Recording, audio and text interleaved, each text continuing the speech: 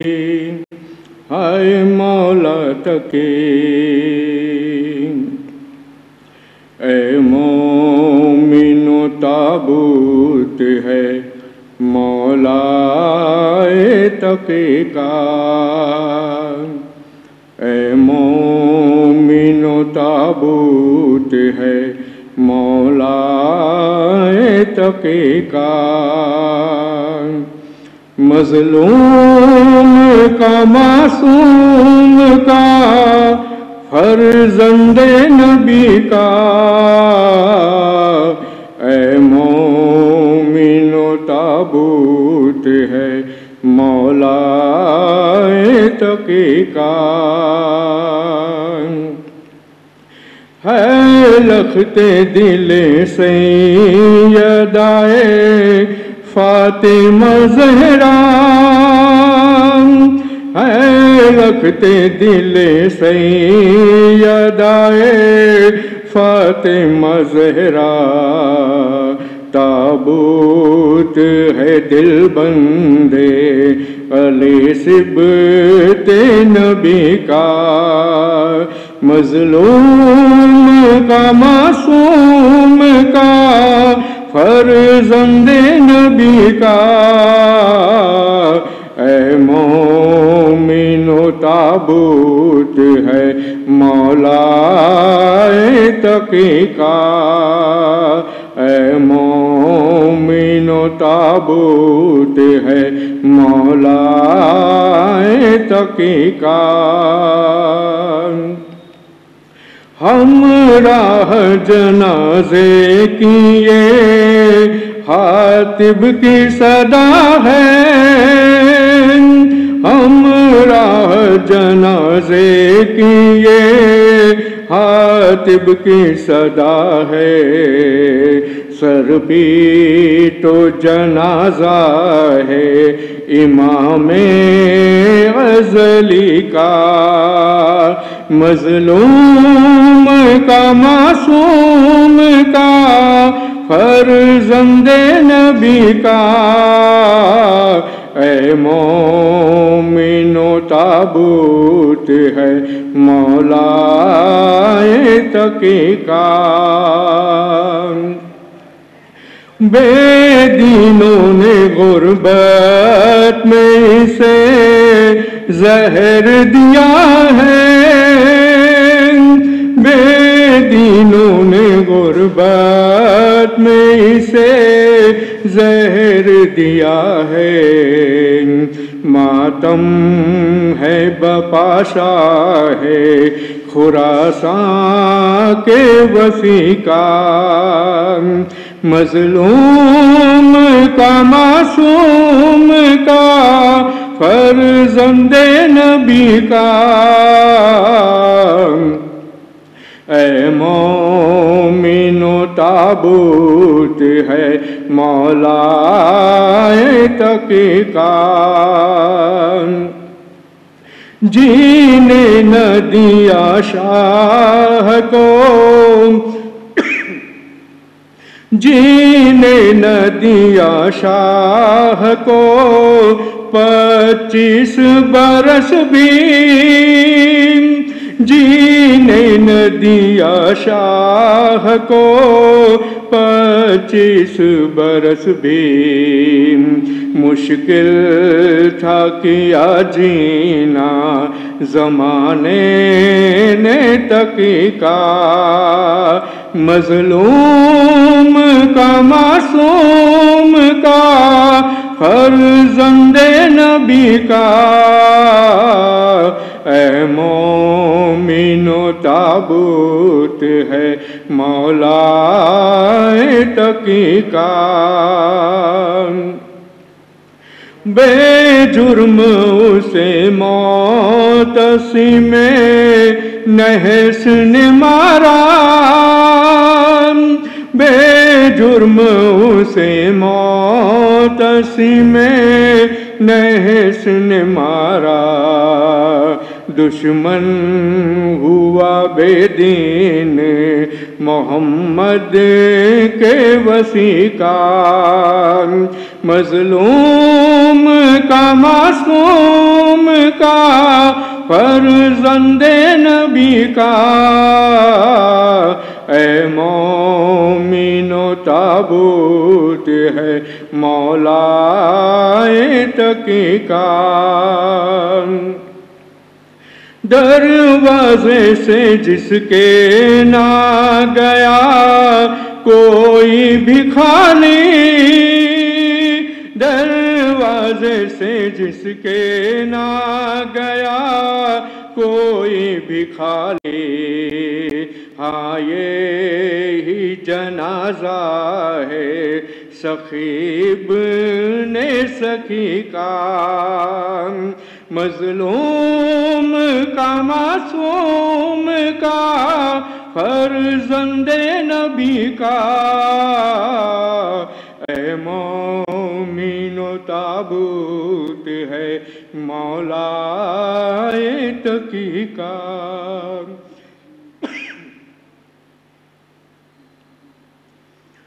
سادات نے ماتم کا پھر فرش بچھایا ہے، سادات نے ماتم کا پھر فرش بچھایا ہے۔ غم مولا تقی تیرا، غم مولا تقی تیرا کائنات پہ چھایا ہے، سادات نے ماتم کا پھر فرش بچھایا ہے۔ بچپن میں یتیمی کا صدمہ تھا سہا تو نے، بچپن میں یتیمی کا صدمہ تھا سہا تو نے، تجھے زہر جوانی میں، تجھے زہر جوانی میں ظالم نے پلایا ہے،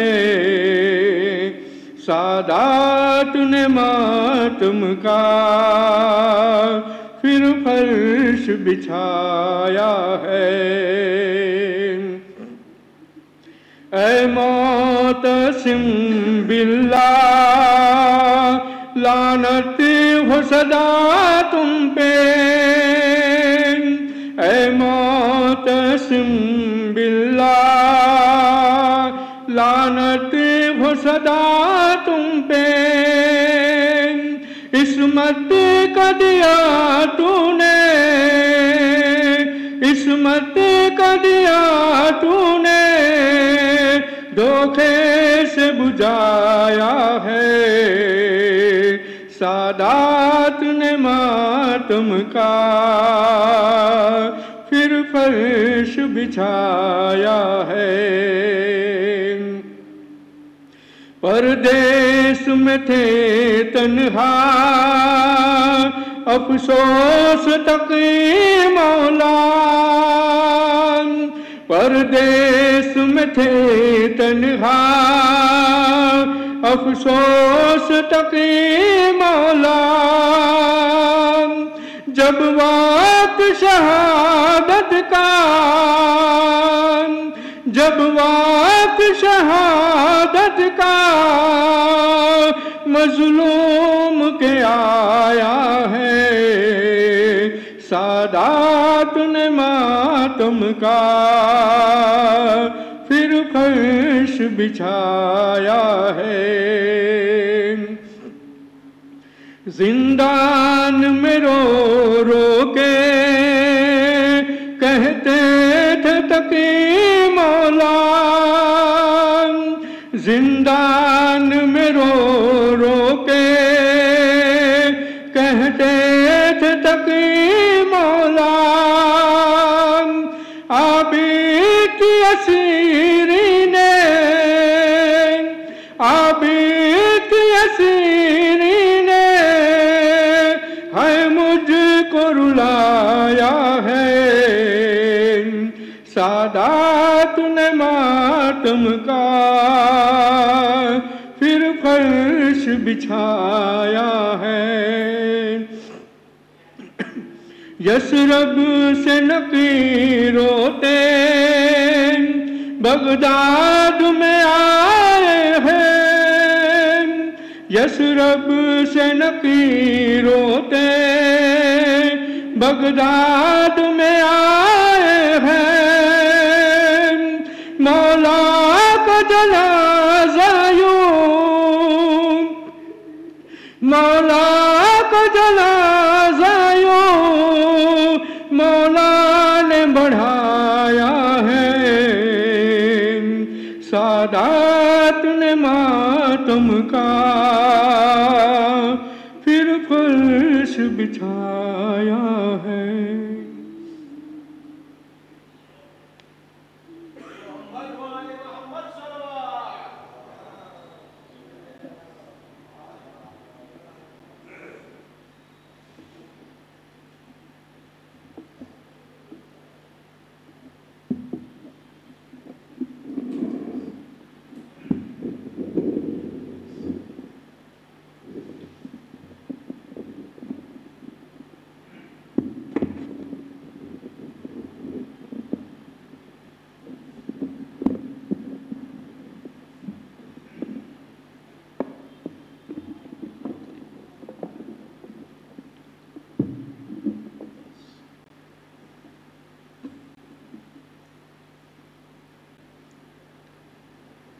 فاتحہ۔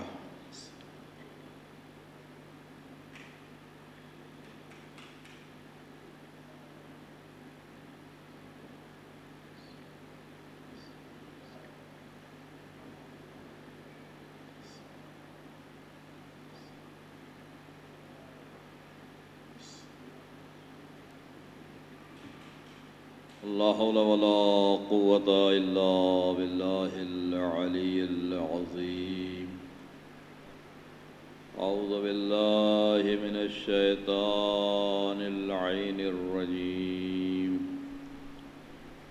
بسم الله الرحمن الرحيم، الحمد لله رب العالمين، والصلاة والسلام على سيد الأنبياء والمرسلين، النبي المؤيد والرسول المسدد والمحمود الأحمد، جد الحسن والحسين بالقاسم محمد،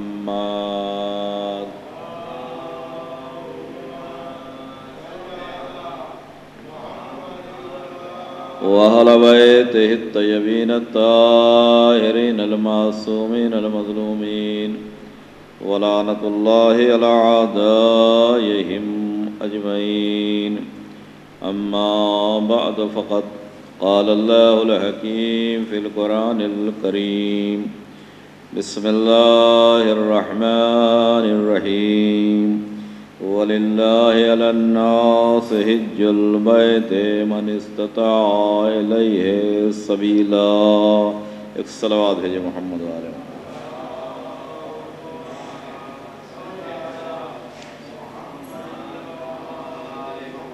عزیزان گرامی، گزارش یہ ہے کہ جو پیچھے بیٹھے ہوئے ہیں وہ یہاں آ جائیں تو زیادہ بہتر رہے گا۔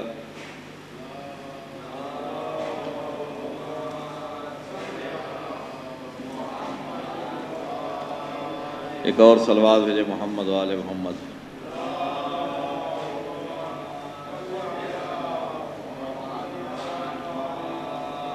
بہرحال آپ اپنے کو تنہا محسوس نہ کریے، ملائکہ ضرور رہیں گے۔ بہرحال چونکہ یہ مجلس شہادت امام محمد تقی علیہ السلام کے سلسلے میں ہے، بہرحال زیادہ کچھ کہنے کی ضرورت نہیں ہے۔ دیکھیے، میں نے جس آیہ مبارکہ کو عنوان بیان قرار دیا ہے، وہ حج کے سلسلے میں ہے کہ خدا کے لیے لوگوں کے اوپر حج واجب ہے کہ جو وہاں تک جانے کی طاقت اور استطاعت رکھتے ہیں۔ بس تھوڑی دیر کے بعد امام علی مقام کے سلسلے میں تھوڑی دیر گفتگو ہو جائے گی۔ بہرحال چونکہ موسم حج چل رہا ہے، آنے والا ہے، حج کی بھی بڑی فضیلت ہے، بڑی عظمت ہے۔ حج دلوں کا سکون ہے، حج دلوں کے راحت ہے، حج کے بڑے فضائل ہے۔ انسان جب حج کے لیے جاتا ہے تو پروردگار اس کے گناہوں کو معاف کر دیتا ہے۔ وہ تو ایسے ہوتا ہے کہ جیسے ابھی دنیا میں آیا ہے، مگر اب پاک تو کر دیتا ہے اللہ، معاف تو کر دیتا ہے، اب اس کے بعد بچانا آپ کا کام ہے۔ اپنے کو گناہوں سے محفوظ رکھنا آپ کا اور ہمارا کام ہے کہ اب کوئی خطا نہ ہونے پائے، اب کوئی غلطی نہ ہونے پائے کہ کہیں ایسا نہ ہو کہ جیسے ہم گنہگار تھے پھر ویسے ہی ہو جائے۔ بہرحال یہ اپنے کو بچا کر رکھنا، اور یہ حج کرنے والا یقیناً پروردگار عالم کا وہ مہمان ہوتا ہے، مہمان خدا ہوتا ہے۔ اللہ سے دعا کرنا چاہیے کہ پروردگار سب کو حج بیت اللہ کی زیارت نصیب فرمائے، اس لیے کہ بہت بڑی سعادت ہے، بہت بڑی سعادت ہے۔ اور یہ حج حقیقت میں ابراہیمی مراسم کے مجموعے کا نام اسلام میں حج کہا جاتا ہے۔ جناب ابراہیم نے جو کیا، جناب حاجرہ نے جو کیا، وہی ایک انسان حج جاتا ہے، کرتا ہے۔ کہ جب اللہ نے جناب ابراہیم کو حکم دیا کہ میرے گھر کو بناؤ، بیت اللہ کو بنایا، کعبے کو بنایا، جب تعمیر ہو گیا تو پھر اب کیا ہوا؟ بھائی حج کرنے والے بھی تو آنا چاہیے۔ تو اللہ نے کہا آواز دو، آواز دو۔ تو آواز صرف اس زمانے والوں ہی کے لیے نہیں تھی کہ جو ہیں وہی سنیں گے، بلکہ ابراہیم جب کھڑے ہوئے ہیں، جسے مقام ابراہیم کہا جاتا ہے، اس جگہ پہ کھڑے ہوئے تو وہ جگہ اتنی بلند ہوئی، اتنی بلند ہوئی کہ کوہ ابو قبیس کے برابر ہو گئی۔ وہاں سے جناب ابراہیم نے آواز دی حج کے لیے، آؤ حج کے لیے بلایا۔ تو ان لوگوں نے جو باپوں کے سلبوں میں تھے اور ماؤں کے رحموں میں تھے، ان لوگوں نے جواب دیا۔ اور پھر ملتا ہے کہ جس نے جتنی بار جواب دیا اتنی بار حج کو جاتا ہے، اور جو چپ چاپ بیٹھا رہا۔ بہرحال یہ حج پہ جو جاتے ہیں یہ ابراہیم کی آواز پر لبیک کہے، جناب ابراہیم نے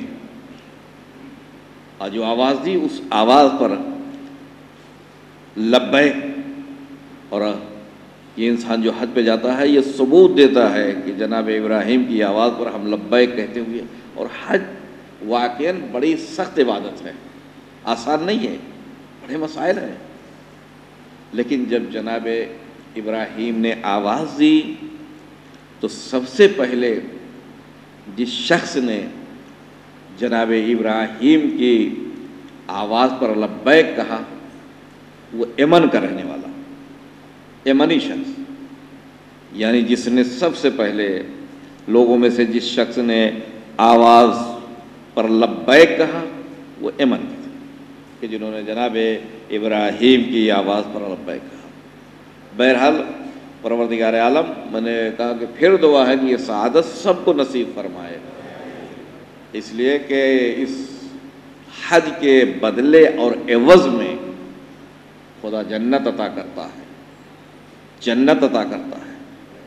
اور یہی نہیں بلکہ اس کا مقام بڑھ جاتا ہے، اس کی عظمت بڑھ جاتی ہے۔ جب جناب موسیٰ نے احرام وغیرہ باندھا اور حج کے لیے تیاری کی تو جناب جبرائیل جب آئے ہیں تو جناب جبرائیل سے جناب موسیٰ نے پوچھا کہ جبرائیل بتاؤ کہ جو صدق نیت سے، خالص نیت سے اللہ کے لیے جو یہ کام انجام دے رہا، جو یہ اعمال انجام دے رہا ہے. نیت دیکھیے سب سے زیادہ نیت کا دخل ہے. نیت اگر ہے تو سب کچھ ہے، اور نیت گڑبڑ آ جائے گی تو سب کچھ گڑبڑ ہو جائے گا. لہذا جو صدق نیت، خلوص نیت کے ساتھ اس اعمال کو انجام دے رہا ہے تو اسے ملے گا کیا؟ دیکھیے ہم اور آپ جو ہے بغیر نفع والا کام کوئی کرتے نہیں. کرتے ہیں کہ جس میں کوئی فائدہ نہ ہو. بھئی یہ عمل انجام دے رہا، کوئی فائدہ تو ہونا چاہیے. جناب جبرائیل جو ہے واپس گئے بارگاہ پروردگار پہ، اور جناب موسیٰ علیہ السلام نے جو کہا تھا وہ اللہ کے سامنے پیش کر دیا. ایسی سی بات. تو قدرت کی آواز آئی، جبرائیل جو خلوص نیت کے ساتھ، صدق نیت کے ساتھ، سچی نیت کے ساتھ ان اعمال کو انجام دے گا، اس کو ملکوت اعلیٰ میں صدیقین، شہداء، مرسلین کے ساتھ جگہ دوں گا. اگر انسان صدق دل سے، خلوص نیت کے ساتھ یہ کام انجام دے رہا ہے تو وہ صدیقین و شہداء و مرسلین پروردگار عالم ان کا دوست بنا دے گا. اب آپ سوچئے کہ کتنا مقام، کتنا مرتبہ، کتنی عظمت بڑھ جاتی ہے. کوئی آسان وہ نہیں ہے. اور انسان حدیث میں ہے کہ اس طریقے سے پاک ہوتا ہے کہ جیسے ابھی ابھی دنیا میں آیا ہے، معصوم. لہذا نگرامی خدا سے دعا کرنا چاہیے کہ پروردگار سب کو یہ حج نصیب کرے اور بار بار نصیب کرے. اور اگر کوئی رکاوٹ ہے تو اس رکاوٹوں کو خداوند عالم دور فرمائے. عزیزان گرامی، آج ہمارے اور آپ کے نوے امام کی شہادت کی تاریخ ہے، 29 ذی القعدہ 220 ہجری، جس میں ہمارے اور آپ کے امام کی شہادت ہوئی. دیکھیے عزیزان گرامی، یہ واحد امام ہیں کہ جن کی عمر 25 سال. 25 سال کی کوئی عمر ہوتی ہے ہی نہیں. 25 سال میں سب کچھ ہو گیا. جب امام رضا علیہ السلام کی شہادت ہو گئی، ولی عہدی کا دور ختم ہو گیا. اب مامون نے ہمارے اور آپ کے نوے امام کو مدینے سے بغداد طلب کیا. بغداد آئے اور امام کی عمر اس وقت بعض مقام پہ ملتا ہے کہ 7 سال، بعض مقام پہ ملتا ہے 9 سال. بہرحال جو بھی ہو 7 سال کی عمر مان لیجیے. باپ سے جب بچھڑے تھے تو 5 سال کی عمر تھی، اور 5 سال کی عمر میں جب باپ سے بچھڑے تو پھر زندگی میں باپ سے ملاقات نہیں ہوئی. یہ ہمارے ائمہ علیہ الصلوۃ والسلام اس دنیا میں جب تک رہے، مصائب و آلام و مصیبتوں کو پہاڑ ان کے اوپر ٹوٹتا رہا، مگر ہمیشہ صبر سے کام لیا، شکر سے کام لیا. وہ کبھی دنیا کے لالچ اور دنیا کے چکر میں نہیں آئے. بھلے دنیا والوں نے ان پر ظلم کیا، دنیا والوں نے ان کو ستایا، قید و بند کی زندگی گزارنا پڑی. یہی امام محمد تقی علیہ السلام بغداد میں ہیں، اور بغداد کے کسی راستے پر کھڑے ہیں کہ جہاں کچھ بچے کھیل رہے ہیں. بچے کھیل رہے، دنیا کے بچے کھیل رہے ہیں.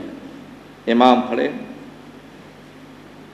کہ اسی اسنا میں ایک آواز آئی کہ بادشاہ کی سواری آ رہی ہے، بادشاہ کی سواری آ رہی ہے، بادشاہ کی سواری آ رہی ہے. جیسے ہی یہ سنا کہ بادشاہ کی سواری آ رہی ہے، سارے بچے بھاگ کھڑے ہوئے،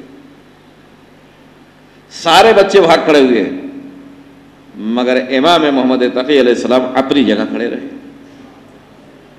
نہیں بھاگے. اس لیے بھاگے کیوں؟ بھاگے کیوں؟ کسی فرار کا بیٹا نہیں ہے، حیدر کرار کا بیٹا ہے. بھاگتا ہوا جو فرار کا بیٹا ہو، حیدر کرار کا بیٹا ہے اپنی جگہ پہ. کہ بادشاہ کی جب سواری آئی ہے تو بادشاہ قریب آیا، دیکھیے بعض روایتوں میں ملتا ہے کہ پہچان گیا تھا کہ کون ہے یہ، کہا سارے بچے بھاگ گئے، آپ نہیں بھاگے؟ صاحب میرے بھاگنے کی کوئی وجہ سمجھ میں نہیں آئی۔ بھاگا کب جاتا ہے؟ بھاگا کب جاتا ہے؟ 3 وجہ ہو سکتی ہے بھاگنے کی۔ یا تو جس جگہ کھڑا ہوں تمہاری سواری گزرنے والی ہے وہ راستہ چھوٹا ہو، ہے راستہ چھوٹا ہو تو ہٹ جائے، راستہ تاکہ ہو جائے، پیدا ہو جائے تاکہ سواری آسانی سے گزر جائے۔ تو ایسا بھی نہیں ہے کہ میرے ہٹ جانے سے راستہ وسیع ہو جاتا، میرے ہٹ جانے سے راستہ بڑا ہو جاتا، ایک بات ایسے تو کوئی بات نہیں ہے۔ دوسری، بھاگتا انسان جب ہے جب مجرم ہوتا ہے، کوئی خطا کیے ہوتا ہے، کوئی گناہ کیے ہوتا ہے تو ڈر اور خوف سے بھاگتا ہے۔ یہاں تو کوئی مسئلہ ایسا نہیں ہے، یہاں تو کوئی ایسا مسئلہ ہے نہیں، میں کوئی خطا کار تو ہوں نہیں، گنہگار تو ہوں نہیں۔ اور تیسری بات یہ ہے کہ میں اپنے حسن ظن میں یہ سمجھتا ہوں کہ تو ظلم نہیں کرے گا، ظالم نہیں ہے۔ ہاں اگر تو اپنے کو ظالم سمجھتا ہے تو میں راستہ چھوڑ دیتا ہوں۔ دیکھیے باتوں باتوں میں پیغام پہنچا دیا، یہ ہیں آل محمد کے گھرانے کے افراد۔ اب روایت میں ہے کہ سمجھ گیا کہ یہ کون ہے، چلا گیا، آگے بڑھ گیا، اور جب یہ آبادی سے باہر نکلا تو چونکہ بادشاہان دنیا جو ہوتے ہیں ان کو کھیل کود تفریح یہ سب زیادہ بنسبت یہ کہ اللہ کی طرف ان کا دھیان ہو، آخرت کی طرف دھیان ہو، کھیل کود کی طرف ان کا دھیان زیادہ ہوتا ہے، لہذا وہ گیا، بچے پھر کھیل رہے ہیں، امام اپنی جگہ پہ کھڑے ہوئے ہیں، گیا تو اس نے جب وہ آبادی سے باہر نکلا تو چونکہ اس کے پاس ایک پرندہ تھا، ایک شکاری جسے باز کہتے ہیں، اس نے اس کو چھوڑ دیا۔ اب وہ ہوا میں اڑا، تھوڑی دیر کے لیے وہ غائب ہو گیا، اب جب پلٹ کر آتا ہے تو اس کے منہ میں ایک زندہ مچھلی ہے، زندہ مچھلی ہے۔ اب اس کو اپنی مٹھی میں لیتا ہے اور واپس آتا اسی راستے سے۔ جیسے ہی یہ خبر پھیلے کہ بادشاہ کی سواری آ رہی ہے سارے بچے بھاگنے لگے، مگر ہمارا اور آپ کا مولا اپنی جگہ کھڑا رہا، قریب آیا، پھر وہی بات آئی بھاگے کیوں نہیں؟ تو ایک مرتبہ امام سے کہتا ہے یہ بتاؤ کہ میری مٹھی میں کیا ہے، میری مٹھی میں کیا ہے؟ تو امام جواب دیتے ہیں کہ پروردگار عالم نے دریا کو پیدا کیا، دریاؤں میں چھوٹی چھوٹی مچھلیاں ہیں، اور بادشاہان وقت شکار کے لیے نکلتے ہیں، اور وہ شکار کر کے جب شکار کر کے وہ مچھلی کو لے کر آتے ہیں، اور لے کر آنے کے بعد امام وقت کا امتحان لیتے ہیں، امام وقت کا امتحان لیتے ہیں۔ عزیزان گرامی، دنیا والوں نے ہر طریقے سے امتحان لیا، ہر طریقے سے آزمایا، اب کیا؟ عزیزان گرامی، چونکہ دیکھیے یہ بادشاہان دنیا اگر کسی کے ساتھ محبت کرتے ہیں تو سمجھ جائیے کہ اس میں مکاری ہے، خلوص نہیں ہے۔ خلوص تو تصور ہی نہیں کرنا چاہیے۔ محبت کے الفاظ بے پناہ ہوں گے، ایسا لگے گا کہ ان سے بڑا چاہنے والا تو کوئی ہے ہی نہیں، ایسا لگے گا کہ ان سے بڑا محبت کرنے والا کوئی ہے ہی نہیں، مگر اس کے اندر مکاری ہوتی ہے، عیاری ہوتی ہے۔ خیر، یہ امام محمد تقی علیہ الصلوۃ والسلام کو اپنے ساتھ لاتا ہے،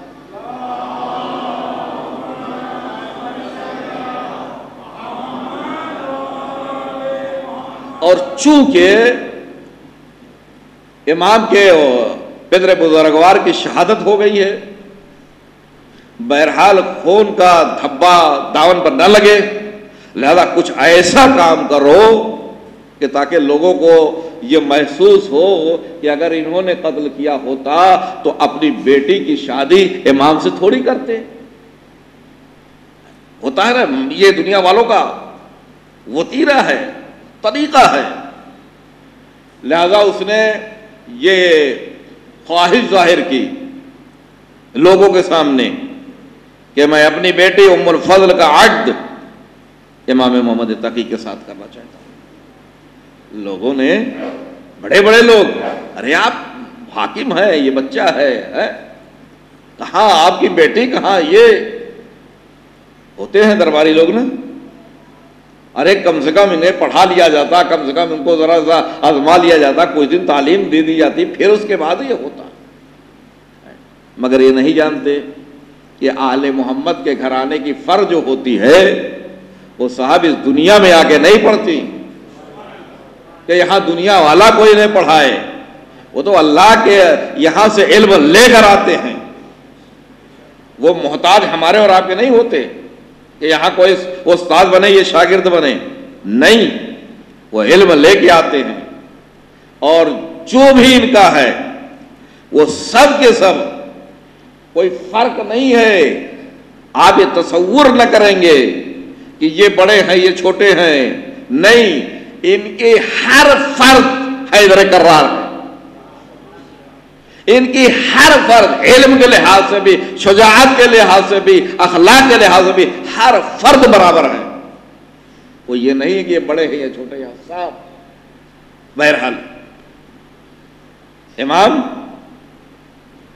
اب چونکہ اس نے ارادہ کیا، لہذا روکنے والے، یا بہرحال اگر یہ نہیں کر سکتے تو کم سے کم کچھ ان کے علم کو دیکھ لیا جائے، مناظرہ ہو جائے، اور اس کے بعد جو کرنا ہو آپ کو کریے.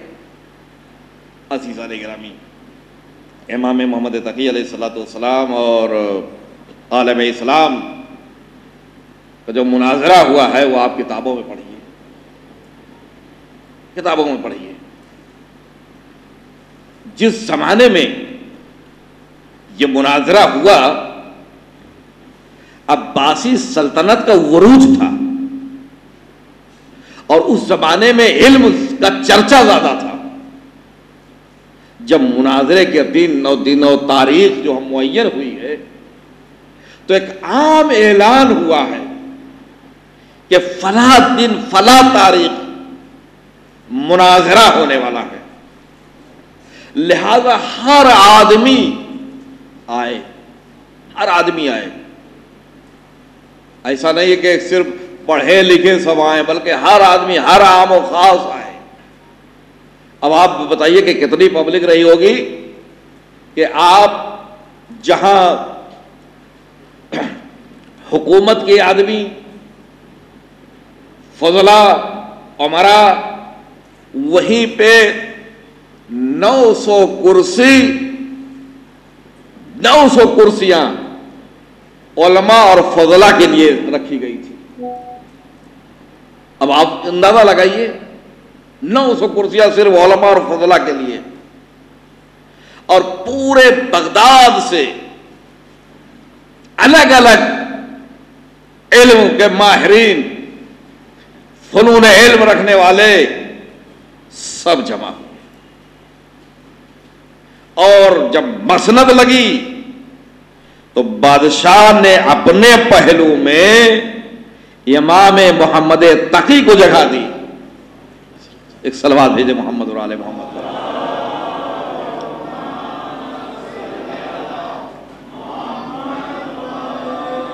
اپنے پہلو میں، اور سامنے اس وقت کا جو سب سے بڑا عالم سمجھیے، جو بھی سمجھیے، یحییٰ بن اقسم جو قاضی القضات تھا، اس کو بٹھایا.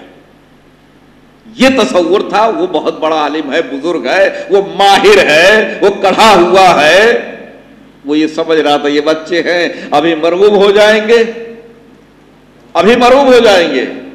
بھائی دیکھ کے مرغوب ہو جائیں گے. بڑے بڑے امراء، فضلاء سب بیٹھے ہوئے ہیں، کتنے بڑے بڑے عالم بیٹھے ہوئے ہیں، علامہ بیٹھے رہے ہوں گے. یہ بھی 9 سال کے وہ بچے، ابھی تو اسکول بھی قاعدے سے نہ گئے ہوں گے. لہذا عزیزان گرامی پورا مجمع جمع ہوا ہے، ہر عام و خاص بھرے ہوئے ہیں، بالکل کھچا کھچ بھرا ہوا ہے۔ ایک مرتبہ اب جب تیاری ہوئی تو پورے مجمع پہ سناٹا چھا گیا، پورے مجمع پہ سناٹا چھا گیا۔ ایک مرتبہ یحییٰ بن اقسم جو ہے یہ مامون کی طرف مخاطب کر کے کہتا ہے حضور اجازت ہے، تو کیا جواب دیتا ہے؟ ارے مجھ سے کیا اجازت مانگ رہا ہے، ان سے اجازت، ان سے اجازت مانگ۔ اب جب امام کی طرف مخاطب ہوا، سوال کرنا ہے، میں نے کہا اپنے نظام ناقص میں اپنے کو بہت بڑا سمجھ رہا تھا اور بہت بڑا سوال لے کر آیا تھا۔ آئیے بتائیے، اگر کوئی حالت احرام میں شکار کرے تو اس کا کفارہ کیا ہے؟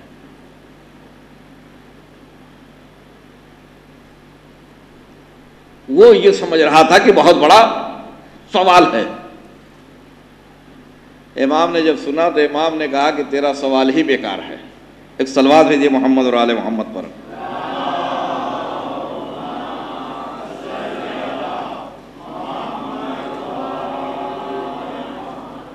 تیرا سوال ہی بیکار ہے، اس لیے سوال جو تو نے کیا اس میں کئی ایک شک ہیں، جب تک ان شکوں کو بیان نہ کیا جائے گا جواب صحیح نہیں ملے گا۔ اس کے بعد عزیزان گرامی امام نے ایک ایک شک کو بیان کرنا شروع کیا۔ کہا اگر کوئی عمرے کا احرام باندھے ہوئے ہے، حج کا احرام باندھے ہوئے ہے تو اس کا یہ کفارہ، یہ کفارہ، اگر کوئی لا علمی میں اگر کوئی شکار کر رہا ہے تو یہ کفارہ، اور اگر علم رکھتے ہوئے واقع تو یہ تمام چیز ہمارے اور آپ کے امام نے بیان کر دی۔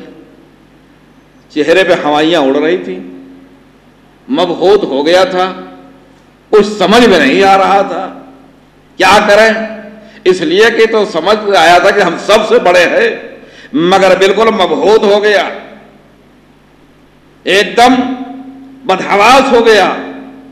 اور جب امام نے ایک ایک شک کا جواب دینا شروع کیا تو پورے مجمع سے آواز آنے لگی احسان احسان احسان۔ ایک صلوات ہے محمد اور آل محمد پر۔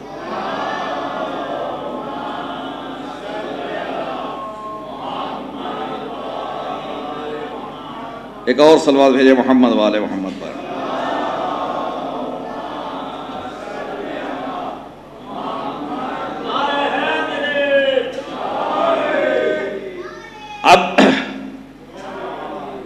اب ہر طرف سے حسن کی آواز بلند ہوئی۔ قاضی القضات تھا، مجا ہوا آدمی تھا، چہرے پہ ہوائیاں اڑنے لگی۔ وہ یہ نہیں سمجھ رہا تھا کہ کس کے سامنے ہم سوال کر رہے ہیں، یا سوال نہیں کیا جاتا، ان کے علم کا امتحان نہیں لیا جاتا، ان سے علم حاصل کیا جاتا ہے۔ اور جب یہ بات تمام ہوئی تب مامون امام سے کہتا ہے، سرکار آپ بھی کچھ سوال کر لیجئے، سوال کر لیجئے۔ تو یحییٰ کی طرف سوال کروں، اور امام نے جو یہ سوال کیا نا اخلاقاً کیا ہے، یہ یاد رکھیے گا، اخلاقاً سوال کیا۔ یحییٰ یہ بتا، سوال کروں، جواب دے گا؟ دیکھیے ابھی تک تو بڑے نشے میں تھا نا، بڑے نشے میں تھا، قاضی القضات تھا اپنے وقت کا۔ کہتا ہے حضور آئے گا تو جواب دوں گا ورنہ آپ ہی سے پوچھوں گا۔ آیا نا، آ گیا نا اپنی اوقات پر، آئے گا تو میں جواب دوں گا، اور اگر نہیں آئے گا تو حضور سے میں پوچھوں گا۔ حضور سے میں جانوں گا۔ اب امام کا سوال کیا تھا؟ امام کا سوال یہ جو آپ سنتے رہتے ہیں صرف ذہن کو ذہن سے بات قریب کرنے کے لیے تاکہ یاد تازہ ہو جائے، امام نے سوال جو کیا وہ یہ کیا کہ یہ بتاؤ ایک شخص کے بارے میں تم کیا کہتے ہو جس نے صبح کو ایک عورت کے اوپر نگاہ ڈالی، وہ حرام تھی، اور دن چڑھے وہ حلال ہو گئی۔ صبح کو نگاہ ڈالی کیونکہ اجنبی عورت ہے، اور اجنبی عورت کے اوپر نگاہ ڈالنا حرام ہے، لیکن جیسے ہی سورج تھوڑا بلند ہوا، دن چڑھا، وہ حلال ہو گئی۔ پھر ایک ہی عورت، وہی عورت ہے، پھر ظہر کے وقت وہ حرام ہو گئی، پھر عصر کے وقت پھر اس کے لیے حلال ہو گئی، ہے نا مسئلہ ٹیڑھا۔ اور اس کے بعد کہتے ہیں کہ غروب آفتاب، عصر کے وقت تو حلال ہو گئی، غروب آفتاب پھر وہ عورت اس پر حرام ہو گئی، اور پھر عشاء کے وقت حلال ہو گئی، آدھی رات کو پھر حرام ہو گئی، صبح کو پھر حلال ہو گئی۔ بتاؤ ایک ہی دن میں ایک عورت ایک وقت حرام ہو رہی ہے، پھر حلال ہو جا رہی ہے، پھر حرام ہو رہی ہے، پھر حلال ہو جا رہی ہے، یہ کیا ہے؟ کوئی جواب دے پاتا؟ اب جب امام نے سوال یہ کیا نا، اب بالکل وہ مبہوت ہو گیا، یہ کیا کہہ رہے ہیں کہ ظہر کے وقت حرام اور عصر کے وقت حلال، مغرب کے وقت حرام، عشاء کے وقت حلال، آدھی رات کے وقت حرام، صبح کے وقت پھر وہ حلال، یہ ہے کیا ماجرا؟ اب عزیزان گرامی، جب امام نے پوچھا کہ یہ کس طریقے سے حلال اور حرام ہوئی، بہرحال جواب تو نہیں بن پڑا، جواب نہ دے سکا۔ کہا سنو، ایک قاضی القضات، مبہوت ہو گیا ہے نا، قاضی القضات ہے، بھلے بڑا ہو مگر امام کے آگے سب چھوٹے ہوتے ہیں، اگر وہ چھوٹا ہو کر آتا تو یہ نوبت نہ آتی، اور جو بھی اہل بیت کے در پہ چھوٹا ہو کر آیا ہے، جب گیا ہے تو بڑا ہو کر گیا ہے۔ لہذا ہمیشہ در آل محمد پر آؤ تو اپنے کو ذرہ سمجھو، وہ تمہیں بڑا کر دیں گے۔ جب جواب نہ بن پڑا قاضی القضات سے، اب امام نے کہا سنو، وہ عورت کسی کی کنیز تھی، کسی کی کنیز تھی، اس نے دن چڑھے اسے خرید لیا، وہ حلال ہو گئی، حلال ہو گئی، اور ظہر کے وقت آزاد کر دیا، حرام ہو گئی، عصر کے وقت نکاح کر لیا، حلال ہو گئی، مغرب کے وقت زہار کیا، زہار بھی، اور عشاء کے وقت کفارہ دے دیا، حلال ہو گئی، آدھی رات کو طلاق دے دیا، طلاق رجعی، حرام ہو گئی، صبح کو اس نے رجوع کر لیا، حلال ہو گئی۔ ایک صلوات بھیجے محمد و آل محمد پر۔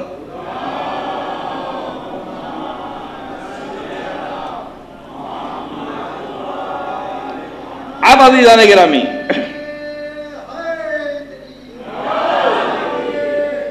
اب لوگوں نے امام کے علم کو تو دیکھ لیا نا، اسی محفل، اسی مجلس میں مامون نے اپنی بیٹی کے ساتھ امام کا عقد کیا، بیٹی کی طرف سے مامون نے نکاح پڑھا، خود کی طرف سے خود نے پڑھا، اور آج بھی وہ خطبہ ہر نکاح سے پہلے جو پڑھا جاتا ہے، الحمدللہ اقرارا بنعمتہ، یہ امام محمد تقی علیہ السلام کی زبان مبارک سے نکلا ہو چکا ہے۔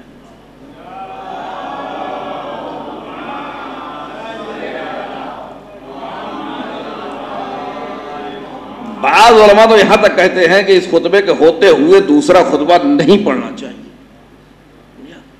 بہرحال ام الفضل کا عقد امام سے ہو گیا، لوگوں کو تحائف دیے گئے، انعامات دیے گئے، اور امام نے جو مہر معین کی تھی وہ مہر فاطمی تھی، 500 درہم، جو جناب سیدہ کا مہر تھا۔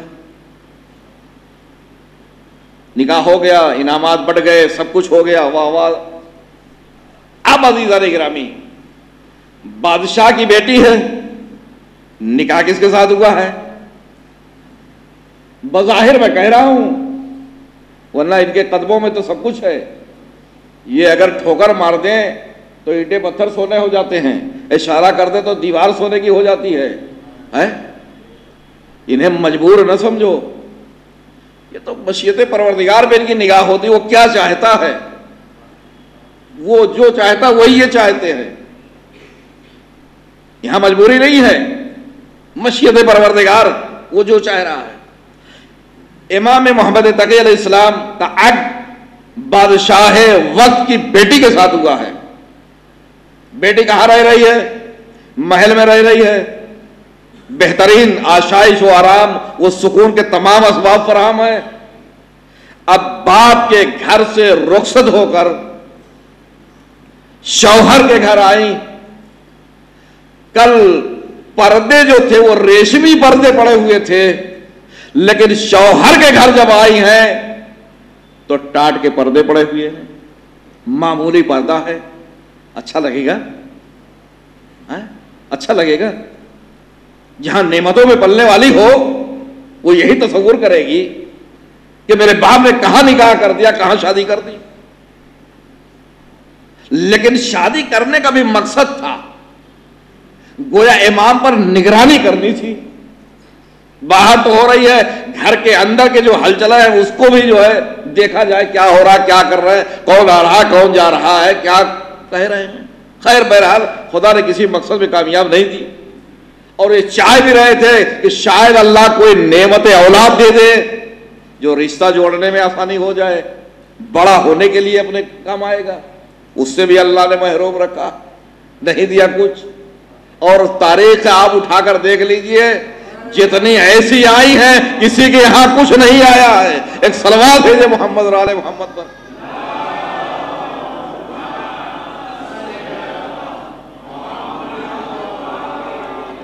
بہرحال وہی زندگی، پر جلدی بات کو ختم کرا، وہی زندگی امام کی، وہی سادگی۔ اور امام کو عزیزان گرامی، امام کو مرعوب کرنا تھا۔ جب امام کا عقد ہوا ہے تو بادشاہ نے، مامون نے 100 کنیزوں کو سجا کر دھجا کر ان کے ہاتھ میں تشت دیا اور سب کو کھڑا کر دیا، کہا جب امام گزریں گے ان کا استقبال کرنا۔ یہ کیوں؟ اور اس میں ایک ایسی گانے والی تھی کہ جو بہترین آواز میں گانا گاتی تھی، اسے بھی گانے کے لیے، چونکہ شادی کا موقع ہے، بہرحال ان کے یہاں تو سب جائز ہے، لہذا جب وہ 100 کنیزیں سج کر دھج کر کھڑی ہوئی امام کے استقبال کے لیے، تاریخ نے لکھا کہ امام نے کوئی توجہ ہی نہیں دی، اور اس گانے والے یا گانے والی جو بھی تھی، جب امام نے ایک مرتبہ اس کی طرف نگاہ ڈالی تو روب امام سے گانے کا جو سامان تھا وہ بھی گر گیا اور خود بھی گر گیا۔ اور اس کے بعد تاریخ نے لکھا زندگی بھر اس نے گانا نہیں گایا، چھوٹ گیا۔ یہ امام علی مقام علیہ الصلوۃ والسلام کے ساتھ کیا کہ شاید مرعوب ہو جائے، مگر نہ دولت سے مرعوب نہ کسی اور چیز سے مرعوب۔ بہرحال باپ کے گھر سے نکل کر بیٹی شوہر کے گھر آئی ہے۔ اب وہ نہ ریشمی پردے ہیں، نہ وہ مقبلی چادریں ہیں، نہ کوئی اور چیز ہے، بلکہ سب معمولی سی، اور امام بھی بیٹھ رہے ہیں تو زمین پر بوریے پر بیٹھے ہوئے ہیں۔ مجبوری نہ سمجھیے گا، بوریے پر بیٹھے ہوئے ہیں۔ لہذا وہ وقت بھی آیا، 1 سال امام رہے بغداد میں، اس کے بعد مدینے چلے گئے، پھر مدینے سے بلائے گئے۔ لیکن عزیزان گرامی سنیں، بس بات کو ختم کر رہا ہوں، شادی بادشاہ کی لڑکی کی ہوئی ہے، مگر وہ نہیں سمجھ رہی ہے کہ میرا باپ اگر بادشاہ ہے تو بادشاہ دنیا ہے، کچھ علاقوں کے لیے ہے، کچھ حلقے کے لیے بادشاہ ہے، مگر جس کے ساتھ شادی ہوئی ہے دین و دنیا دونوں جہان کا وہ مالک ہے۔ اگر وہ یہ سمجھ لیتی یہ نوبت نہ آتی۔ بہرحال ناراض، میرے باپ نے کہاں شادی کر دی، میرے باپ نے کہاں شادی کر دی غریب کے ساتھ۔ یہ بات ایک کتاب ہے، کتاب کا نام ہے نفائس المنن، اس میں یہ بات لکھی ہوئی ہے کہ امام کو یہ بات دھیمے دھیمے، دیکھیے بھائی جو بات گھر میں ہوتی ہے عورتوں کو پتہ چلتی ہے، ایک عورت نے دوسرے سے کہا، دوسرے تیسرے کے، یہاں تک کہ بات پھیلتے پھیلتے عام ہو جاتی ہے۔ لکھا ہوا ہے کہ جب یہ بات پھیلی کہ امام محمد تقی جو ہے کہ بیوی ان سے راضی نہیں ہے، چونکہ وہ اور یہ دنیا کی نعمتیں یہاں سب کچھ ہیں، یہاں بظاہر کچھ نہیں ہے، فاقے بھی ہیں، سب کچھ ہے۔ فاقے کیوں نہ ہو عزیزان گرامی، فاقے کیوں نہ ہو؟ مجھے انصاف سے بتائیے۔ فاقے اسی لیے ہوتے ہیں کہ اپنے حق کا بھی دوسروں کو دے دیا کرتے ہیں، اور وہاں اس لیے نہیں ہوتے کہ دوسروں کا بھی لے کر جمع کر لیتے ہیں۔ یہی تو ہوتا ہے نا، فاقے اسی لیے ہوتے ہیں، اپنے حق کا بھی دوسروں کو دے دیتے ہیں۔ کوئی بھی آ جائے خالی نہیں جائے گا، خود بھوکے رہ لیں گے، خود تکلیف اٹھا لیں گے۔ ایثار کی منزل جو ہے نا، جو ایثار کی منزل ہے وہ عزیزان کرام کوئی اور نہیں کر سکتا آل محمد کے علاوہ۔ اب جب پتا چلا کہ بیوی راضی نہیں ہے، یہ بات پھیلنے لگی دھیمے دھیمے کہ ام الفضل راضی نہیں، کہ میرے باپ نے کہا ہے غریب کے ساتھ شادی کر دی، غریب کے ساتھ شادی کر دی۔ بات پھیلتے پھیلتے پھیلتے پھیلتے امام تک بات آئی، امام کو بھی پتہ چلا، امام نے بھی سنا، ہاں یہ وقت آ گیا ہے کہ آل محمد کے ساتھ لوگ رشتے کو عیب سمجھ رہے ہیں، ان کے پاس مال دنیا نہیں ہے، دولت نہیں ہے ان کے پاس۔ اب عزیزان گرامی لکھا ہوا ہے کہ امام اٹھے، دربار میں آئے، دربار میں آنے کے بعد مامون سے کہا کہ میں سخاوت کرنا چاہتا ہوں، سخاوت۔ اب بتائیے ذرا انصاف سے، ایک آدمی جس کے پاس کچھ نہ ہو وہ کہے میں سخاوت کروں گا، تو کچھ تو دانت گاڑیں گے، کچھ تو مذاق اڑائیں گے۔ اور امام نے کیا شرط لگائی؟ سخاوت میری طرف سے، اعلان تمہاری طرف سے۔ اعلان تمہارا یعنی گویا یوں کہا جائے کہ اعلان سرکاری ہوگا۔ امام میں محمد تقی علیہ السلام کا جو ایک لقب ہے وہ جواد ہے، اور یہ لقب جواد کب پڑا وہ بھی سنیے گا، ابھی اسی میں آئے گا۔ تو امام نے کہا کہ میں یہ کرنا چاہتا ہوں، اعلان تمہاری طرف سے ہوگا، یعنی سرکاری اعلان، ہر آدمی تک یہ بات پہنچنی چاہیے، ہر غریب تک یہ بات پہنچنی چاہیے، ہر فقیر تک یہ بات پہنچنی چاہیے، اور سب جائے۔ اعلان سرکاری ہو گیا، مسجد بھری ہوئی ہے، غربا و مساکین سب دوڑتے ہوئے چلے آ رہے ہیں، مالدار بیچارے ہیں، وہ کہتے چلو دیکھیں کیا ہوتا ہے، کچھ تو تماشا دیکھنے کے لیے۔ منسٹر وزیر جو ہے چلے دیکھیں کیا ہوتا ہے۔ مامون کا چلو ہم کیوں بیٹھے رہیں گے، ہم بھی چلیں گے۔ اب پورا مجمع بھرا ہوا ہے، مگر ایسا نہیں ہے کہ یہ علاقہ منسٹروں کا ہے، یہ علاقہ مالداروں کا ہے، یہ فقراء کا ہے، نہیں، بلکہ سب ایک دوسرے کے پہلو میں بیٹھے ہوئے ہیں۔ ایک غریب ہے تو اسی کے پہلو میں امیر بھی ہے، ایک امیر بھی ہے اسی کے پہلو میں ایک وزیر بھی بیٹھا ہوا ہے، سب بیٹھے ہوئے ہیں۔ اب جب سارا مجمع آ گیا، اب اسی مجمع سے میرا اور کا مولا کھڑا ہوا، اور مولا منبر پر آتے ہیں، اور منبر پہ آنے کے بعد اللہ کی حمد کرتے ہیں، اللہ کی تعریف کرتے ہیں، اللہ کی توصیف کرتے ہیں کہ ہاں یہ زمانہ ایسا آ گیا ہے، زمانہ ایسا آ گیا ہے کہ آل محمد کے ساتھ رشتے کو عیب سمجھ رہے ہیں دنیا والے، کہ ان کے پاس مال دنیا نہیں ہے۔ ارے ان کے اختیار میں جنت ہے، ان کے اختیار میں کوثر ہے، ان کے اختیار میں سب کچھ ہے، انہی سے تو سب کچھ ملتا ہے۔ یہ آج جو دنیا رزق کھا رہی ہے، کس کا کھا رہی ہے؟ یہ انہی کا رزق ہے جو ہمیں مل رہا ہے، یہ انہی کا پانی جو ہم پی رہے ہیں، یہ انہی کی فضا میں ہم سانس لے رہے ہیں، اپنا کچھ نہیں ہے، انہی کا ہے، انہی کا سب کچھ ہے۔ آج یہ زمانہ عیب سمجھ رہے ہیں. لہذا امام نے اللہ کی حمد و تعریف کرنے کے بعد اب احسان کرنا شروع کیا. احسان کس طریقے سے؟ امام نے احسان اس طریقے سے کرنے شروع کیا کہ اللہ کی حمد و تعریف کرنے کے بعد کہا کہ اب میں احسان کرنے جا رہا ہوں فقیروں کے اوپر. امام نے کہا ھذا احسان علی الفقراء، یہ میرا احسان فقیروں کے اوپر ہے، غرباء کے اوپر ہے. اب ملتا ہے کہ جیسے ہی مولا نے ہاتھوں کو بلند کیا، امام کی آستین سے درہم و دینار کی تھیلیاں نکلنا شروع ہوئیں اور اس مجمع میں جتنے فقیر بیٹھے ہوئے تھے سب کی آغوش میں آ کر وہ تھیلی گر رہی ہے. سب کی آغوش میں ایک دوسرے کے ساتھ امیر غریب مکس بیٹھے ہوئے ہیں، مگر جتنے فقیر ہیں انہی کی آغوش میں. اب تو فقیر بھی مست، مولا کے صدقے پہ میں بھی پیسہ والا ہو گیا ہوں، اب تو سلام کم کرنا پڑے گا. یہی تو ہوگا نا، وہ بھی خوش، اب وہ بھی خوش کہ اب تو پیسہ آ گیا ہے. اب جب امام نے نگاہ دوڑائی مجمع کے اوپر، فقیر تو خوب خوش، چہرے پہ مسرت، خوشی کی لہریں دوڑ رہی ہیں، آثار دکھائی دے رہی ہیں. لیکن مالدار پیسہ ایک ایسی چیز ہے نا، کتنی بھی دولت آ جائے پیٹ نہیں بھرتا. بھرتا ہے؟ کسی کو کہا جائے لو 5 لاکھ لے کے چلے جاؤ، نہیں کہے گا.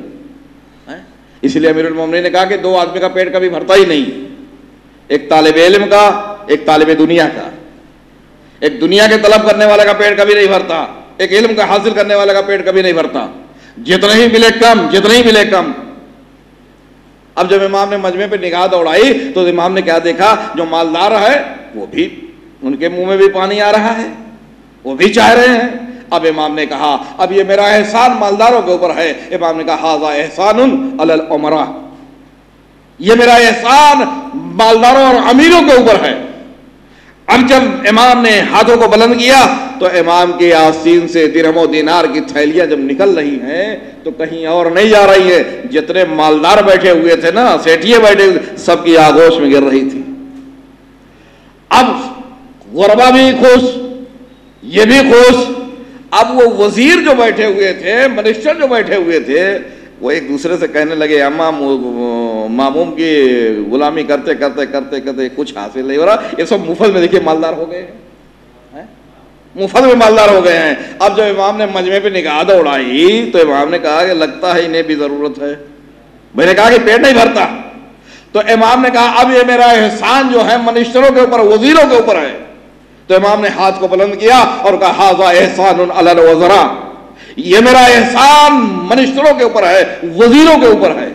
اب جب امام نے ہاتھ کو بلند کیا تو امام کی آستین سے درہم و دینار کی تھیلیاں نکلنا شروع ہوئی. تو کسی اور کی آغوش میں نہیں، جتنے وہاں منسٹر بیٹھے ہوئے تھے سب کی آغوش میں. اب کون؟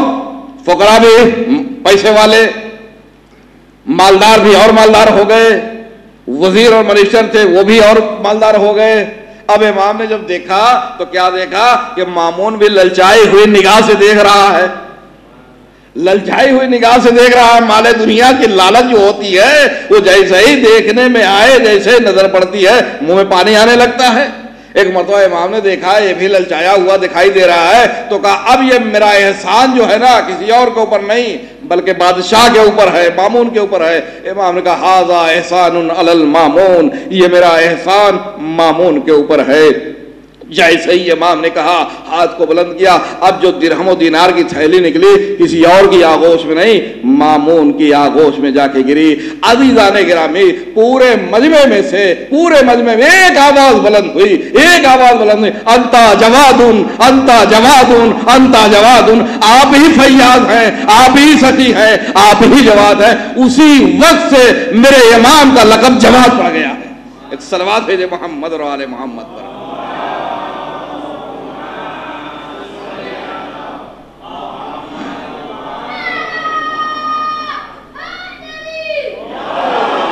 بس عزیزان گرامی، ہم سب پرسہ دینے کے لیے بیٹھے ہیں.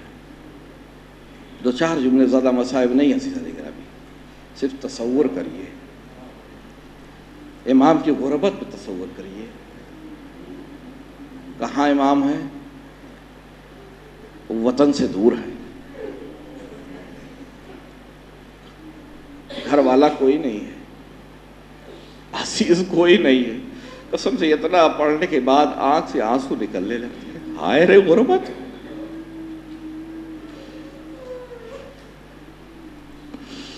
امام کو محتسم نے جب زہر دیا، روایت میں ہے کہ ام الفضل کے ذریعے سے زہر، دوسرے مقام پہ ملتا ہے کہ غلام کے ذریعے سے شربت میں زہر ملا کر امام کو پلایا گیا، اور ایک جگہ ملتا ہے امام نے وزیر کے ذریعے سے کھانے میں زہر ملا کر امام کے سامنے پیش کیا۔ بس میں نے کہا دو چار جملے ہیں تصور کے لیے، تصور کیا ہے، رونے کے لیے کافی ہے عزیزو۔ جب امام کے بدن میں جسم اطہر میں زہر کا اثر سرایت کرنے لگا، آپ ذرا تصور کریے جب انسان اکیلا ہو، کوئی مشکل آئے، کوئی پریشانی آئے، تو اس وقت کیا عالم ہوتا ہے۔ امام کے جسم میں زہر کا اثر سرایت کرنا شروع ہو گیا، میرا امام کروٹیں بدلنے لگا، میرا امام زہر کی تکلیف سے کبھی ادھر کروٹ بدلتا ہے، کبھی ادھر، کون ہے؟ ہار باب ازا۔ امام جب مدینے سے چلے تھے نا، مدینے سے چلے تھے تو امام کا ایک شریک کار تھا، محتمم تھا، کہ جو امام کے امور کو دیکھتا تھا، وہ کہتا ہے کہ میں امام علی نقی کے پاس علیہ السلام کے پاس میں امام کی خدمت میں حاضر تھا، میں نے دیکھا کہ امام ایک تختی کو لیے ہوئے ہیں اور اس تختی کو غور سے دیکھ رہے ہیں، پڑھ رہے ہیں۔ تھوڑی دیر کے بعد امام بیت الشرف میں گئے، جب امام بیت الشرف میں گئے تو تھوڑی دیر کے بعد ارے بیت الشرف سے رونے کی آواز بلند ہوئی۔ یہ کہتا ہے کہ میں امام علی نقی کے پاس گیا، مولا خیریت تو ہے، یہ رونے کی آواز کیسی؟ اور آواز دی، ہائے میرا بابا مار ڈالا گیا، میرا بابا شہید کر دیا گیا، میرا بابا دنیا سے رخصت ہو گیا۔ جزاکم ربکم خیر الجزا۔ ہار باب ازا۔ عالم غربت میں امام کو موت آئی ہے، وطن سے دور ہے، عزیز نہیں، کوئی اقربا قریب نہیں، کوئی رشتہ دار نہیں۔ ہاں کون ہے کہ جو امام کو پانی، زہر کا اثر ہے، پیاس لگتی ہے، کون امام کو پانی دے، کون امام کو دوا دے؟ مگر میں کہوں گا اے امام محمد تقی، ارے عالم غربت صحیح، مسافرت صحیح، کوئی مل گیا، امام علی نقی پہ اعجاز آ گئے، باپ کو غسل دیا، باپ کو کفن بنایا، باپ کا جنازہ اٹھایا، ارے بیٹے کے ہاتھ باپ کا لاشا سپرد خاک ہو گیا۔ اے مولا عالم غربت صحیح، مگر بیٹے نے آپ کو سپرد خاک کر دیا، لیکن ہائے رے غریب حسین،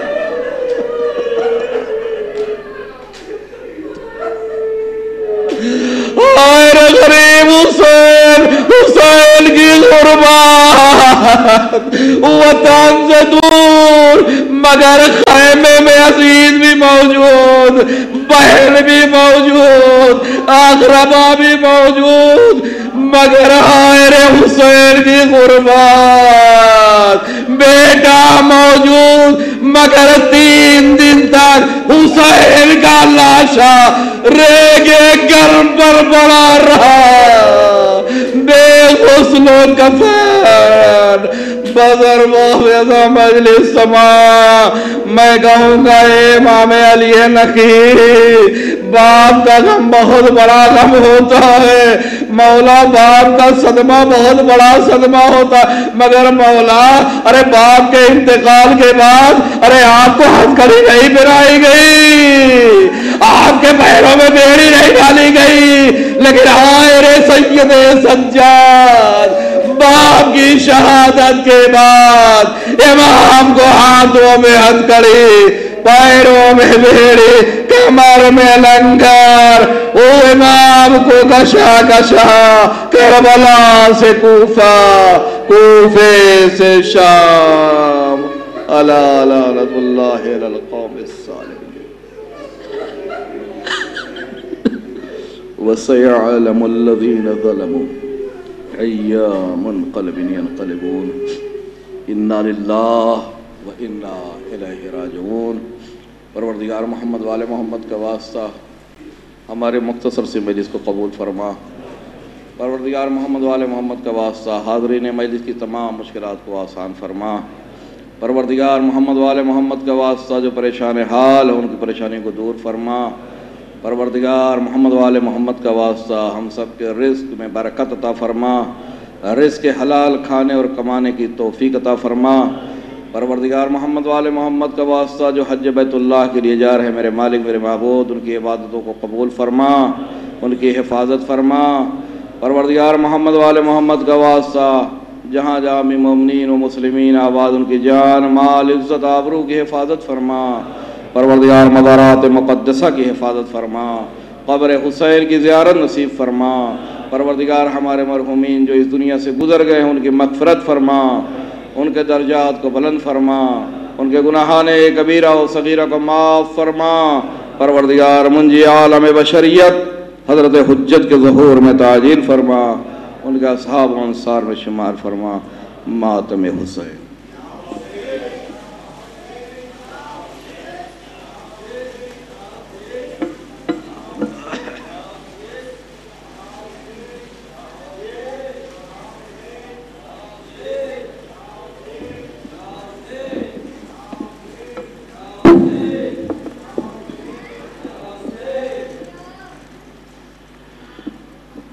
بڑھنے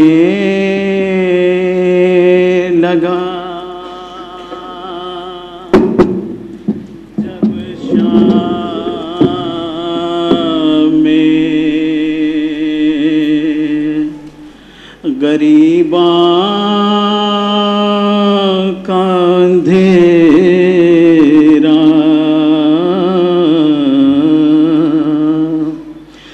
زینب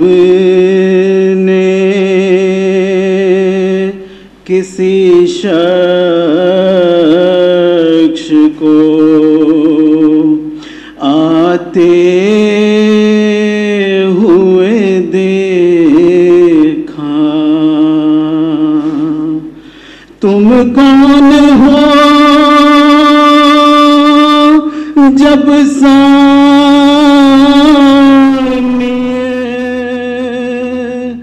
زہرا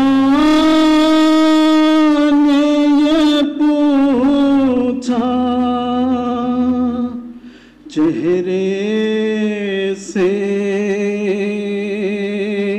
نقاب اپنی اٹھا کر وہ پکارا کہ آیا ہے نجف چھوڑ کے بیٹی تیرا بابا، اے میری لاڈلی زینب، اے میری لاڈلی زینب، اے میری لاڈلی زینب،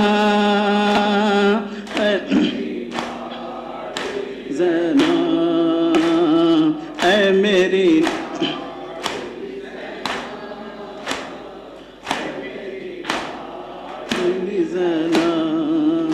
سنتے تیری آواز لحد چھوڑ چکا ہوں، تیرے لیے میں بند کفن توڑ چکا ہوں، نازوں کی پلیاں میری آغوش میں آ جا، اے میری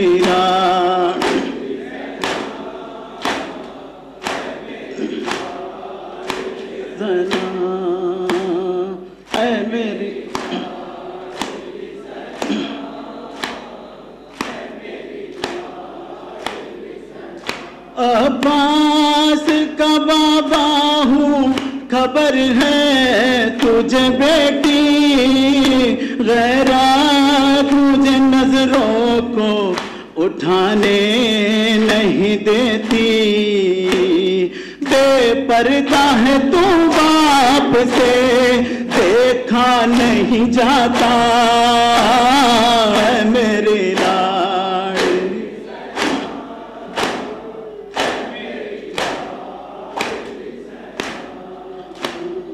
اے میری لاڈلی زینب،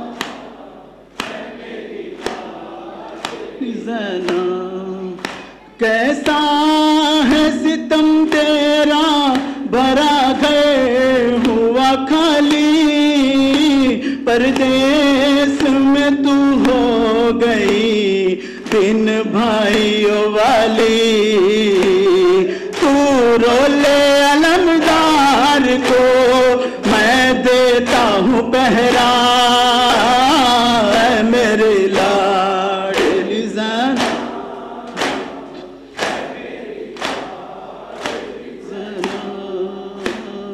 اے میری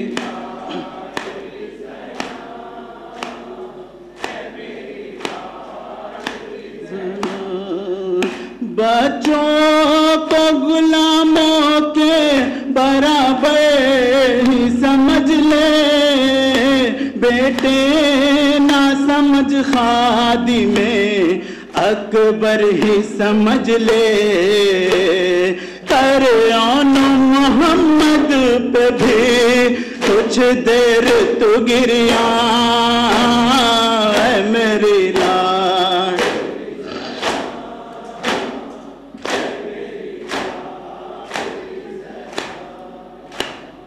اے میری لاڈ،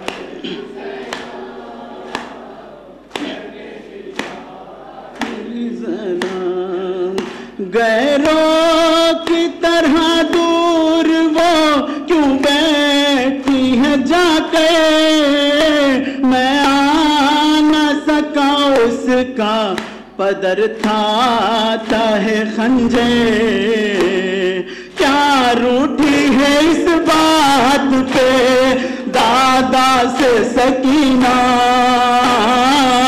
میری لاڈ،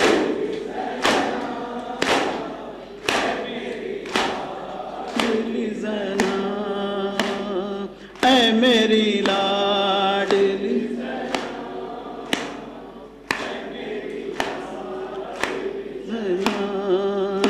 کل سے ہے سفر تیرا بہت دور کا بیٹی، یہ سوچ کے پھٹتا ہے کلیجہ میرا بیٹی، پیدل تجھے عادت نہیں چلنے کی زیادہ، اے میری لاڈ،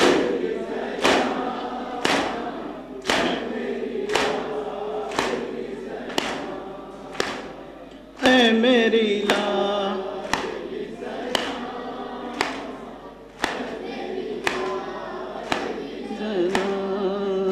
زینب نے تکلم کہاں ہائے میرا پردہ، جب بولے علی شام کے دربار ہے جانا، تو تنہا نہیں جائے گی میں ساتھ چلوں گا، اے میری لاڈ،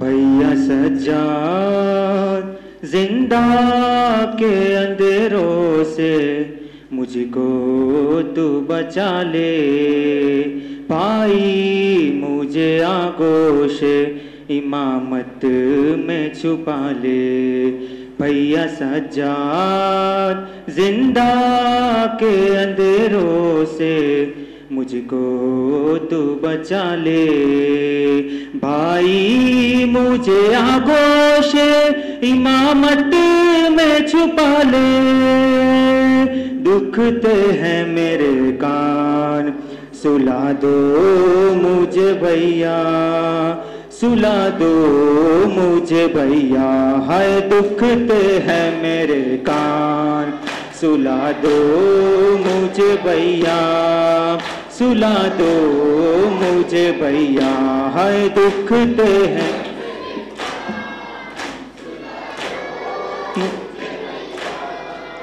سنا دو مجھے بھیا، تم ماں کی طرح بھیا، تم ماں کی طرح لوری سنا دو مجھے بھیا، دکھتے سلا دو مجھے بھیا، سلا دو مجھے بھیا، ہے دکھتے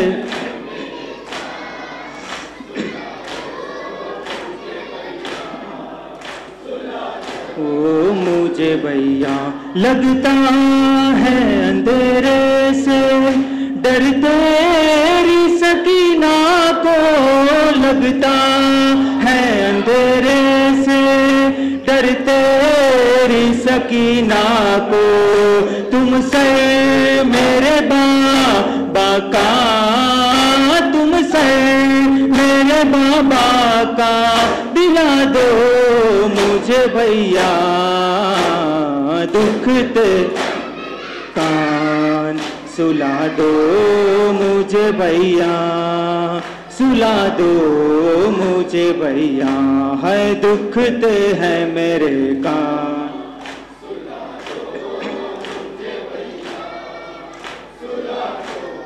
مجھے بھیا، دیکھا ہے ان آنکھوں نے بابا کا گلا کٹتے، دیکھا ہے ان آنکھوں نے بابا کا گلا کٹتے، بھولوں گی بھلا کیسے، بھولوں گی بھلا کیسے، بتا دو مجھے بھیا، دکھتے کان سلا دو مجھے بھیا، سلا دو مجھے بھیا، ہے دکھتے ہیں میرے،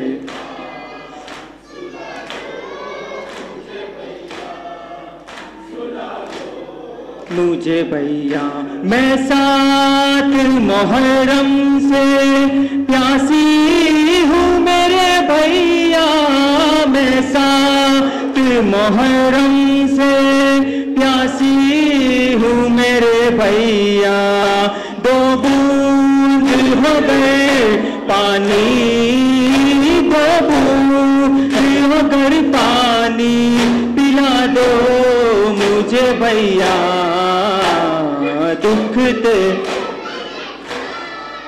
سلا دو مجھے بھیا، سلا دو مجھے بھیا، ہے دکھتے ہیں میرے کان،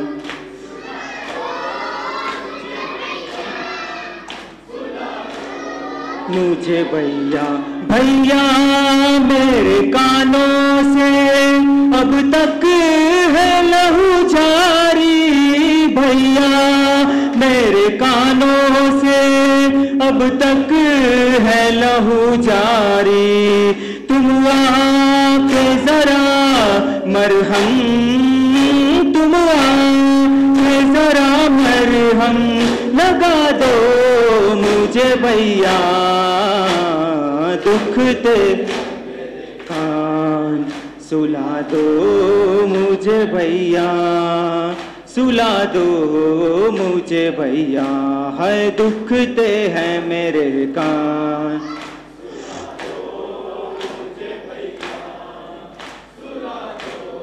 مجھے بھیا، کرتا ہے ستم ظالم سونے بھی نہیں دیتا، کرتا ہے ستم ظالم سونے بھی نہیں دیتا، آگوش امامت میں، آگوش امامت میں چھپا لو مجھے بھیا، دکھ تے سلا دو مجھے بھیا، سلا دو مجھے بھیا، ہے دکھتے ہیں میرے کان،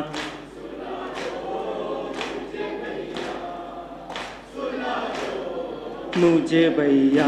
سجاد سے سکینہ روکے یہ فضل بولی، سجاد سے سکینہ روکے یہ فضل بولی، چہرہ میرے اصغر کا، چہرہ میرے اصغر کا دکھا دو مجھے بھیا، دکھتے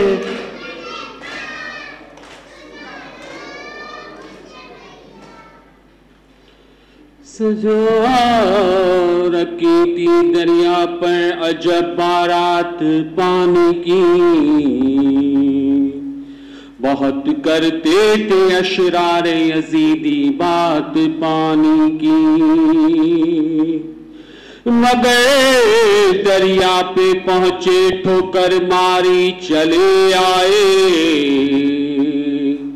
بتا دی حضرت عباس نے اوقات پانی کی،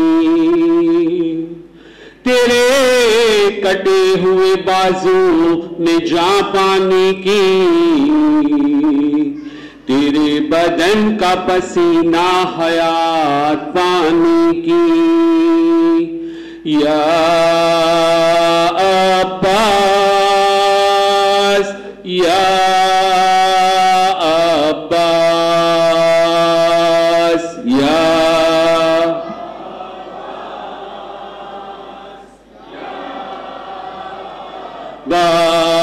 جہاں بھی پانی و مشق و علم کی بات چلی، علی کے لال کے قدموں تلے فرات چلی، وفائے عشق و محبت کی کائنات چلی، دعائے فاطمہ زہرا بھی ساتھ ساتھ چلی، دعائے علم کے غم سے ہے اب تک حیات پانی کی، جری کی جیت ہوئی اور موت پانی کی، جری کی یا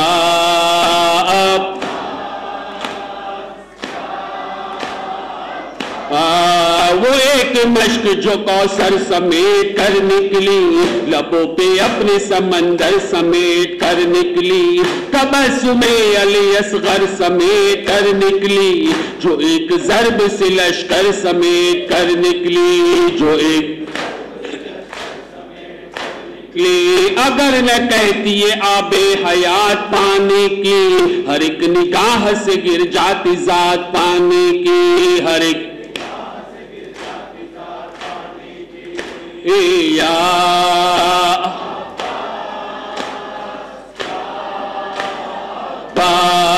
سکینہ بی بی کے صدقے علی کے لال سلام، جری سکی اسد شیر ذوالجلال سلام، وفا کی آخری حد کے ماہ کمال سلام، نہیں ہے دونوں جہاں میں تیری مثال سلام، نہیں سلام تیرے کٹے ہوئے بازو نجات پانی کی، تیرے بدن کا پسینہ زکات پانی کی، تیرے یا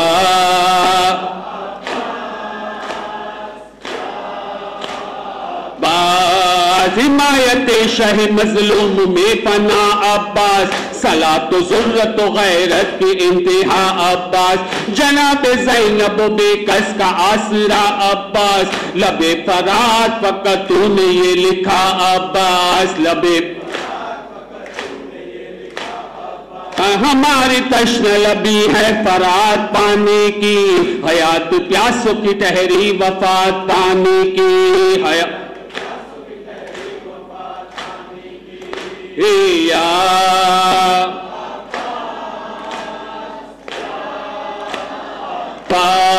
पास मेरी हयात का सामान नासिर शब्बीर, बदलता रहता है जो कायनात की तकदीर। फरा तो मश्क अलम जिसकी हश्र तक जागीर, मैं और ये मेरी तंजीम उसके दर के फकीर। मैं और बहेगी चश्मे अज़ा से फरात पाने की, चलेगी मजलिस मातम में बात पाने की, चलेगी कि या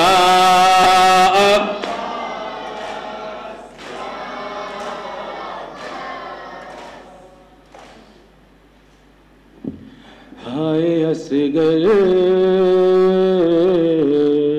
मेरे असगर,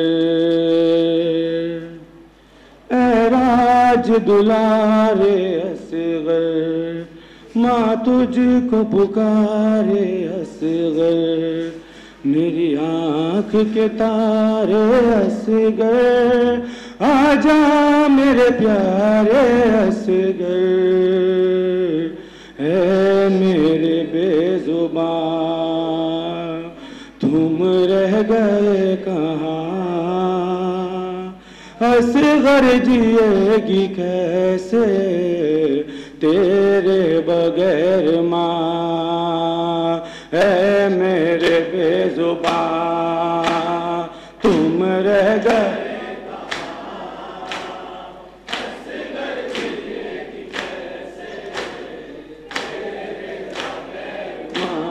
चेहरा वो चांद जैसा, चेहरा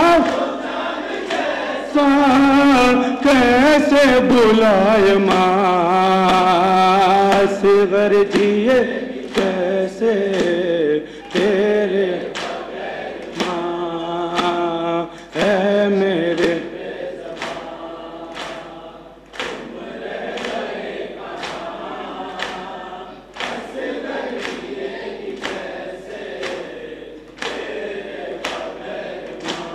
क्या वक्त आ गया है बानों की बेकसी पर, गुर्बत पे तेरी मातम कैसे करेगी मादर, आदा ने बांध दी है, आदा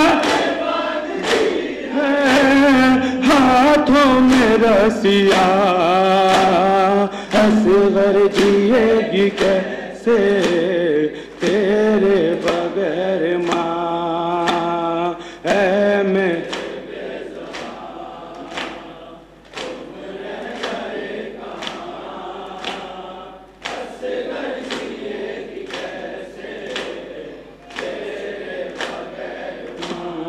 हिम्मत पे माँ तुम्हारी कुर्बान क्यों न जाए, सुनती हूँ तीर खाकर तुम रन में मुस्कुराए, मादर की लाज रख ली, मादर की लाज रख ली, शाबाश मेरी जान, असगर जिएगी कैसे तेरे बगैर माँ, है मैं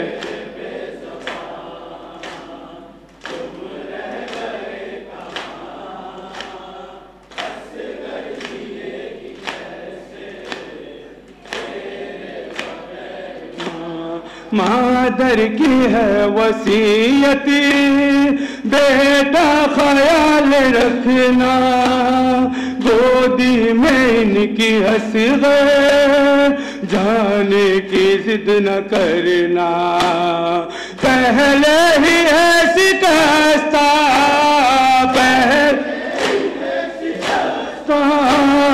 दादी की पसलियाँ असगर जिएगी कैसे तेरे बगैर माँ, ऐ मैं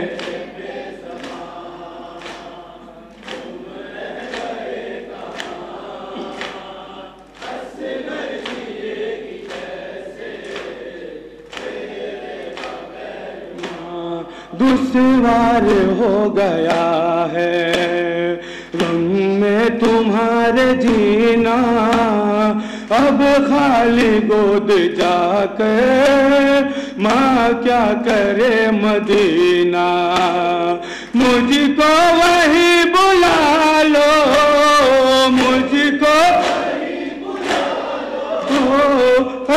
لال ہو جہاں، اصغر جیے گی کیسے تیرے اے میرے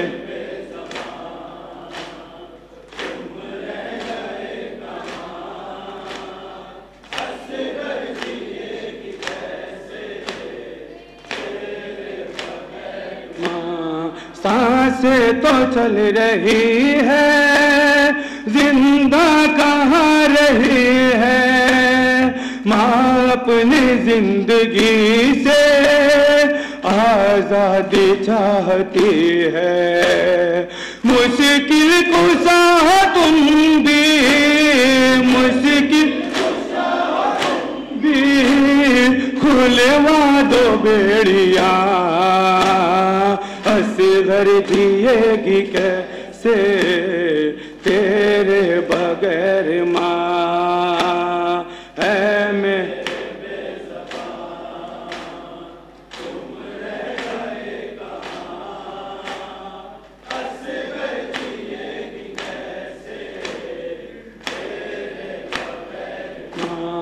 جنگل میں ایک بیٹا آواز گونجتی ہے، یہ سوچ کر بھی مادر مقتل میں رو رہی ہے، لگتا ہے درد سے تم، لگتا تم لیتے ہو سسکیاں، اصغر جیے گی کیسے تیرے بغیر ماں، اے میرے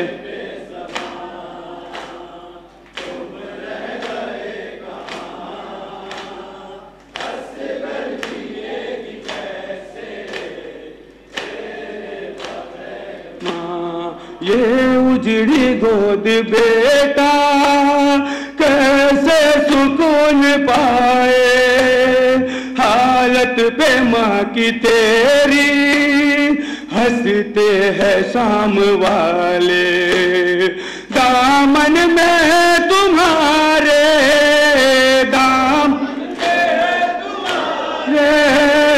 جھولے کی لکڑیاں، اصغر جیے گی کیسے تیرے بغیر ماں، اے میرے بے زباں،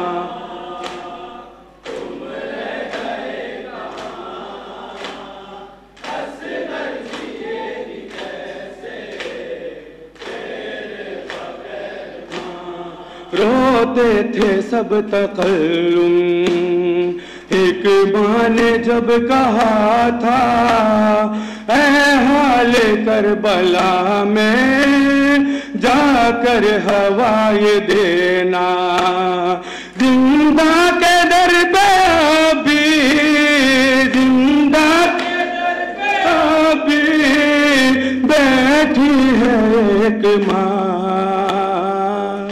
اصغر جیے گی کیسے تیرے بغیر، مولا تیرے فقیر کے، مولا تیرے فقیر کے عشقوں کی ہے دعا،